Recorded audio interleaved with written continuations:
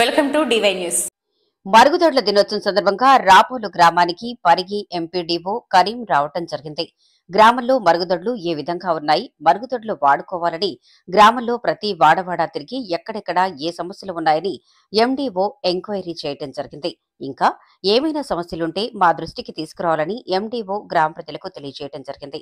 ఇట్టి కార్యక్రమంలో రాపోలు గ్రామ కాంగ్రెస్ పార్టీ అధ్యక్షుడు గండు వెంకటేష్, ఉపాధ్యక్షుడు రాకేష్, రాపోలు సెక్రటరీ శ్రీనివాస్, ఉపాధి హామీ ఫీల్డ్ అసిస్టెంట్ ఎం నర్సింలు, కాంగ్రెస్ పార్టీ జిల్లా నాయకులు పి నాగవర్ధన్, కారోబార్ ఆశా వర్కర్లు ఈ యొక్క కార్యక్రమంలో పాల్గొనడం జరిగింది.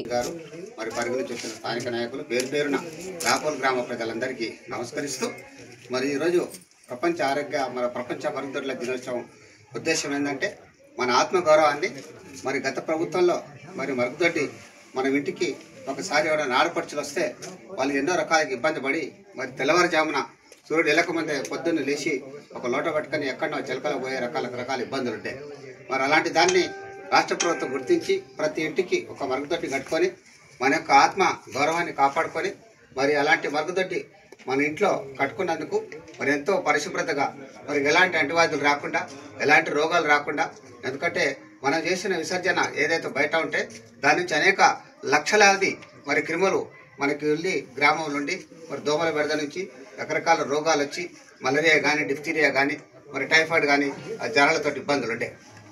కానీ ఇంత పెద్ద గ్రామం కూడా రాపోలు గ్రామం మరి ఇక్కడ పంచాయతీ కార్యదర్శి మరి స్థానిక నాయకులు, ఆశా వర్కర్లు, అంగన్వాడీ వర్కర్లు అందరూ సమన్వయంగా ఐక్యంగా పనిచేసినందుకు గ్రామం కూడా చాలా శుభ్రంగా ఉంది.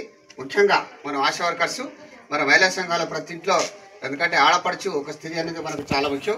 ప్రభుత్వం ఏదున్నా కూడా ఏ స్కీమ్ వచ్చినా కూడా మనకు స్త్రీకి మొట్టమొదటి ప్రాధాన్యత ఇస్తుంది. కాబట్టి మన జీవితం కానీ, ఆ తర్వాత గ్రామం బాగుపడాలన్నా కానీ, మన కుటుంబం ఇంకా అభివృద్ధి చెందాలన్నా కానీ, ఇంకోటి మన ఏది బాగుండాలన్నా కూడా మనకు ఆడపడిచి ఒక లక్ష్మీదేవి లాంటిది. కాబట్టి మనం ఆడవాళ్ళది, మహిళలది చాలా కీలకమైన బాధ్యత ఉంది. కాబట్టి మరుగుదొడ్డి కూడా ఎవరు లోపల పోయినా మరుగుదొడ్డి, వంటగది ఈ రెండు మనకు చాలా శుభ్రంగా ఉండాలి.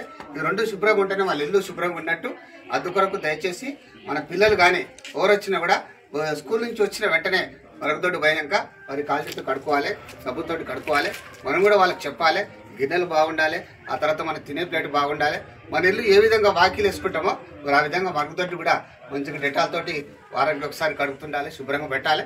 మరి ఇవన్నీ మన అవగాహన ప్రతి ఇల్లుకు మరుగుదొడ్డి గురించి కూడా ఎవరు కూడా బయట పోకుండా అందరూ మరుగుదొడ్డి ఏదైతే ప్రభుత్వం ఇచ్చిందో లోపలికి పోవాలని మరి పంచాయతీ కార్యదర్శుల గ్రామ బృందం మరి ఆశా వర్కర్లు అందరు కలిసి మరి ఈ కార్యక్రమాన్ని అవగాహన కల్పించి చాలా చక్కగా మరి ముఖ్యంగా ముందుకు తీసుకోపోతారని ఆశిస్తూ ముగిస్తున్నాను.